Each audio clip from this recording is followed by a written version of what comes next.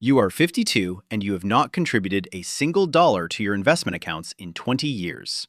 You stopped at 32, not because you got rich and stopped needing to save, because you calculated precisely the exact number you needed to have invested by 30 in order for compound growth alone to carry you to financial independence without another contribution ever being required. You hit that number at 31. You let it run for one more year to confirm the math, and then you simply stopped. Your investment account is worth $3.1 million today. You haven't added to it since you were 32. The market did the rest.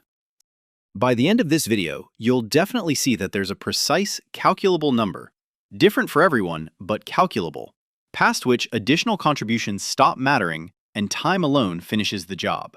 You'll find out exactly what that number looks like depending on when you start, and why almost nobody calculates it because almost nobody is told it exists. This is how much you need invested by 30 to never save again. The math. The number depends on three variables: your current age, your target retirement age, and your expected annual return, conservatively modeled. If you invest a lump sum at 25 and let it compound for 40 years at an average 7% annual return, the long-term historical average for a diversified equity portfolio after inflation, you need approximately $137,000 invested at 25 to reach $2 million by 65 without contributing another dollar. If you wait until 30, the math changes meaningfully. 5 fewer years of compounding requires you to start with roughly $192,000 to reach the same $2 million by 65. The 5-year delay costs you $55,000 in required starting capital, not because the market behaves differently, but because compound growth is exponential, and the earliest years of compounding are doing proportionally more work than anyone intuitively expects. If you wait until 35, the required lump sum rises to roughly $270,000. At 40, it's approximately $380,000. This is the actual cost of delay, expressed not in years, but in dollars. And it's a steeper cost than almost anyone calculates before they're already past the age where the calculation would have been useful. The first rule, the number you need by 30, isn't fixed. It's a function of how late you start and how aggressively the math has to compensate for the years you didn't have. Why this matters at 22. You are 22, and you have $4,000 saved from a part-time job during college. You do this exact calculation for the first time, using a target of $2 million by 65, and discover that $4,000 invested today, left alone for 43 years at 7%, grows to approximately $73,000. Meaningful, but nowhere near the target on its own. You'd need roughly $137,000 invested right now to hit the full target through growth alone. You don't have $137,000. Almost nobody does at 22. This is where the actual strategy diverges from the headline number, because the lump sum calculation isn't really meant to be hit through savings alone. It's meant to be hit through a combination of an early lump sum plus several years of contributions that taper off as the lump sum grows large enough to carry itself. You start contributing $400 a month at 22, on top of the $4,000 already invested. By 30, assuming consistent contributions and average market returns, your account has grown to approximately $58,000, still below the $137,000 threshold for a 25-year-old.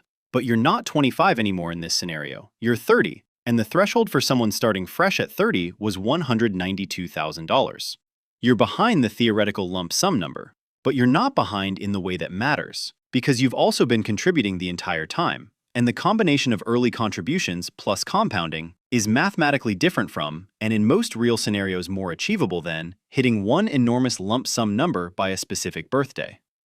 The second rule, the lump sum number, is a useful target for understanding the cost of time, but almost nobody actually reaches financial independence through a single lump sum. They reach it through years of contributions that compound alongside whatever lump sum they started with. The real question: how much? By 30, contributing the whole time. You are 30, and the actual question worth answering isn't, what lump sum do I need? It's, what do I need to have built by 30 through years of contributions in order to stop contributing and still reach my number? Run the same $2 million target, but model it as starting at 22 with $4,000, contributing $400 a month for 8 years, reaching 30 with approximately $58,000 invested. If you stop contributing entirely at 30 and let that $58,000 compound alone for 35 more years at 7%, it grows to roughly $620,000. Not the full $2 million, but not nothing, and considerably more than most people have at 65, having never run the calculation at all. To actually hit $2 million by 65, starting from a 30-year-old's position and never contributing again, you'd need closer to $192,000 already invested, the original lump sum number for someone starting fresh at that age. This is the gap most people never see clearly. Contributing modestly from 22 to 30 gets you to $58,000. Hitting the threshold where you could stop forever requires $192,000. The difference between those two numbers, $134,000, is what separates comfortable but still needs to keep contributing from actually done. The third rule, $192,000 by 30, is the number that lets you stop. Anything less than that means you're building toward the number, not finished building it. How people actually reach $192,000 by 30. You are 26 and you increase your monthly contribution to $900 after a promotion, having started at $400 a month at 22 with the initial $4,000. This single increase, sustained for 4 years, changes your trajectory significantly. By 30, modeling the full 8 years, 4 years at $400 a month, 4 years at $900 a month, starting from the initial $4,000, your account reaches approximately $97,000. Still below the $192,000 threshold, but considerably closer than the flat contribution scenario. A second income source matters here too. A side project, a bonus structure, a tax refund invested rather than spent, each one is a lump sum injection that compounds for longer the earlier it arrives. A single $15,000 inheritance invested at 27, given 3 years to grow before 30, contributes roughly $18,400 to your eventual total, more than its original value, simply from the 3 years it had to work. There's also a different kind of asset that compounds quietly inside this same 8-year window, one that most people building toward the lump sum number never seriously evaluate. Dividend-paying stocks, structured specifically for income rather than growth alone. I broke down the full mechanics of that strategy in another video, how a person earning a modest salary, even something as small as $2,000 a month, can eventually collect more in annual dividend income than their own CEO earns in a year, simply through reinvesting consistently into high-yield positions over time. That full breakdown is in the video appearing right now. But for now, let's stay with the specific question of what it takes to actually stop contributing by 30. Reaching $192,000 by 30 realistically requires some combination of starting with meaningful capital in your early 20s, increasing contributions as income rises through your 20s, and capturing every lump sum opportunity, bonuses, tax refunds, inheritances, side income, and investing it immediately rather than letting it sit in a checking account, losing value to inflation while you decide what to do with it. The fourth rule, $192,000 by 30, is achievable, but almost never through a single contribution pattern. It requires multiple income streams converging at the right moments. What happens if you don't hit the number by 30? You are 30 and you've calculated your actual number, $94,000. Well below the $192,000 threshold required to stop entirely. This is not a failure. This is the actual, statistically normal position most people occupy at 30, and the response to being below the threshold is not panic.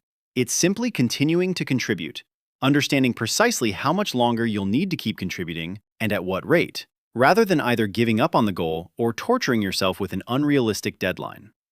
At $94,000, continuing to contribute $700 a month, a reasonable increase from your 20s contribution rate, assuming continued income growth, gets you to the full $2 million target by 58, 7 years earlier than the standard 65 retirement age.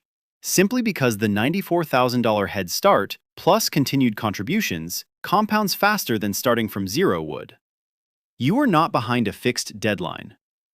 You're ahead of a different deadline than the $192,000 number implied, which is itself useful information, just not the information the simplified headline version of this question usually delivers. The fifth rule, the goal was never to hit an arbitrary number by an arbitrary age. The goal is to know your actual number, your actual trajectory, and to stop guessing about whether you're on track, the number that actually matters. You are 52, sitting at your kitchen table, the legal pad in front of you on its 14th volume. Same brand, same pharmacy, same $1.19. You calculated your own number at 28, not $192,000, your specific number, based on your specific target retirement age, your specific lifestyle costs, and a conservative 6.5% return assumption rather than the more optimistic 7% used in the simplified examples. Your number was $211,000 by 31. You hit it at 31, almost exactly, through 8 years of contributions that started at $300 a month and rose to $1,400 a month by the time you crossed the threshold. You stopped contributing at 32, confirmed the trajectory held for one additional year, and then never added another dollar. Today, the account holds $3.1 million, having compounded alone for 20 years without a single additional contribution. Somewhere right now, someone is 22, with $4,000 saved and a vague sense that retirement is a problem for a future version of themselves to solve. They don't know their number yet. Almost nobody does, because almost nobody is told the number exists, calculable, specific, and entirely within reach if you start early enough and increase your contributions as your income allows. The number isn't the same for everyone, but everyone has one. Calculate yours, hit it, then stop and let the only force in finance that has never once needed your help, time, compounding, quietly in the background, finish the job you started.